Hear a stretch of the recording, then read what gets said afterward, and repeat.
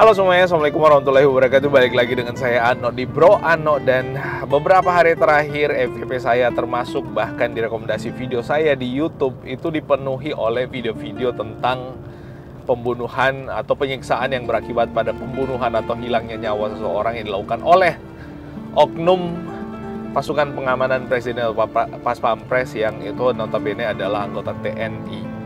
Ini tentu menjadi isu yang sangat hangat di mata masyarakat, mengingat TNI atau institusi TNI adalah institusi yang dianggap selama ini paling dekat dengan masyarakat pula dan sering membantu masyarakat dalam berbagai hal.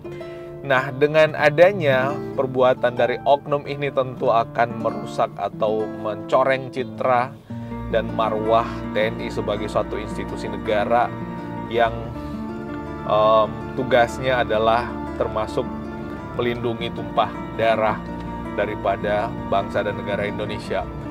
Nah, terkait dengan isu tersebut, memang kalau kita ikuti berita-berita yang berkembang ya, bahwa antara pelaku dengan korban itu mereka tidak saling kenal.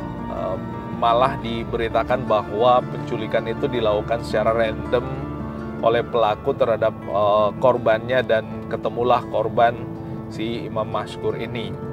Nah, motif yang selama ini berkembang kaitan dengan kasus ini adalah bahwa pelaku ini atau para pelaku, karena informasi terakhir ya, sebelum kita ke motif, informasi terakhir yang kami dapatkan di rilis berita juga, baik berita online maupun media cetak maupun media video, itu disampaikan bahwa bahwa pelaku itu tidak cuma satu orang yang dari unsur TNI. Itu diberitakan bahwa ada 3 orang dari oknum unsur TNI. Nah, bahkan informasi terbaru juga atau terakhir yang kita dapat bahwa Panglima TNI juga sudah menginstruksikan agar yang bersangkutan dipecat dari kesatuannya, dari keanggotaannya sebagai anggota TNI, karena benar-benar memang ini sangat amat mengecewakan ya, nggak cuma untuk institusi TNI itu sendiri, tapi untuk masyarakat bangsa Indonesia secara umum. Nah, Panglima TNI meminta untuk yang bersangkutan dipecat, dan bahkan Panglima TNI berdasarkan berita yang kita dapat itu meminta agar yang bersangkutan dihukum mati. Memang kalau kita lihat informasinya atau beritanya, pertama bahwa di antara mereka itu tidak saling kenal satu sama lain, dan pada saat setelah dilakukan penculikan oleh para pelaku, lalu kemudian korban berada di tangan pelaku, itu dilakukan penyiksaan yang tentu itu sangat melukai fisik dan mental korbannya. Nah, dari serangkaian tindakan penyiksaan yang didapatkan oleh korban, itu pula pada saat prosesnya pelaku meminta uang tebusan. Itu juga sudah dikonfirmasi melalui berita kepada orang tua korban bahwa pelaku meminta uang tebusan kurang lebih 50 juta kalau misalkan si orang tua korban mau anaknya selamat. Nah, kalau nggak dikirim 50 juta dalam waktu sesegera mungkin, maka anak dari orang tua tersebut akan dibunuh dan mayatnya atau jasadnya akan dibuang ke sungai. Menurut saya ini perbuatan yang sangat amat sadis ya. Rasa-rasanya tidak ada lagi semacam sensitivitas pelaku tersebut terhadap kemanusiaan. Menyiksa orang dengan berlebihan seperti itu, termasuk melakukan perbuatan pemerasan di sisi lain kepada orang tua korban, termasuk kepada korban itu sendiri, juga merupakan suatu perbuatan yang menurut saya sangat berlebihan. Nah, sebagai masyarakat awam juga pastinya kita berharap bahwa kasus ini benar-benar ditangani secara profesional. Orang tua korban atau keluarga korban pasti menuntut agar pelaku atau para pelaku dihukum seberat-beratnya, kalau bisa senada dengan apa yang disampaikan oleh Panglima TNI melalui berita yang kita dapat pula bahwa Panglima TNI meminta agar yang bersangkutan dihukum mati. Saya yakin keluarga juga kemungkinan besar ya, tapi yakin saya bahwa keluarga menginginkan hal yang sama. Karena siapapun juga, termasuk bahkan kalau misalkan kita ya, di antara kita yang mengalami hal yang sama, pasti kita menginginkan para pelaku itu dihukum seberat-beratnya. Karena ini agak-agak weird ya, atau agak-agak aneh dan malah agak-agak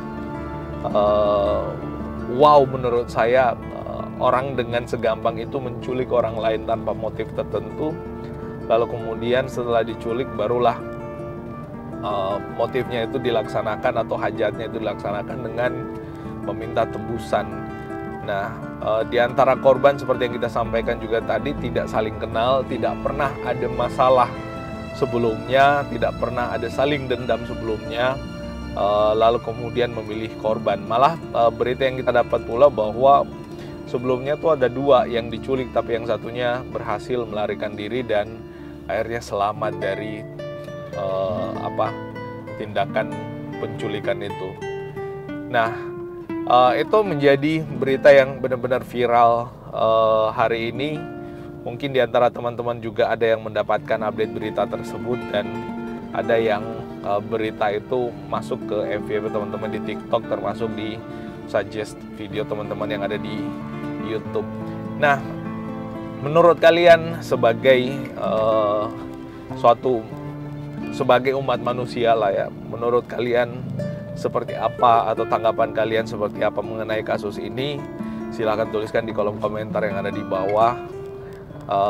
Dan jangan lupa support akun YouTube kita dengan menekan tombol subscribe dan gambar jempol ke atas seperti ini, biar kita lebih semangat untuk mengupdate lagi informasi-informasi menarik dan informasi-informasi yang terbaru terkait apa saja yang lagi hangat dan lagi viral dibahas di negeri kita tercinta, yaitu negeri Indonesia. Nah, itu yang bisa kita share kali ini. Semoga ini menjadi pelajaran penting untuk supaya tidak ada lagi kasus-kasus yang sama, kasus kekerasan hingga pembunuhan yang sama yang terjadi ke depannya, apalagi dilaksanakan atau dilakukan oleh oknum aparatur negara ya. Itu semoga tidak lagi ya. Kita tahu bahwa terakhir ada kasus Sambo, lalu kemudian ini muncul lagi, dan ada beberapa lagi, bahkan ada yang polisi tembak polisi lah, apalah, pokoknya aneh sekarang, ada banyak sekali kasus. Nah, semoga itu tidak terulang, semoga kita semua lebih lebih menjunjung atau saling menjunjung nilai kemanusiaan satu sama lain, sehingga kita lebih bisa untuk saling melindungi, saling menjaga, dan saling menghargai. Nah, itu yang bisa kita share kali ini. Kalau ada yang salah dan keliru dari apa yang saya sampaikan, mohon dimaafkan dan mohon saya dikoreksi di kolom komentar yang ada di bawah, sebagai masukan buat saya juga pastinya, dan sebagai fungsi kontrol teman-teman semua yang menonton video ini kalau misalkan ada yang saya sampaikan itu keliru. Nah, itu yang bisa kita share. Terima kasih. Sekali lagi, ini udah yang ketiga kali saya ngomong terima kasih. Kita ketemu pada update informasi yang seru dan menarik berikutnya di Pro Anu. Wassalamualaikum warahmatullahi wabarakatuh, dan bye-bye.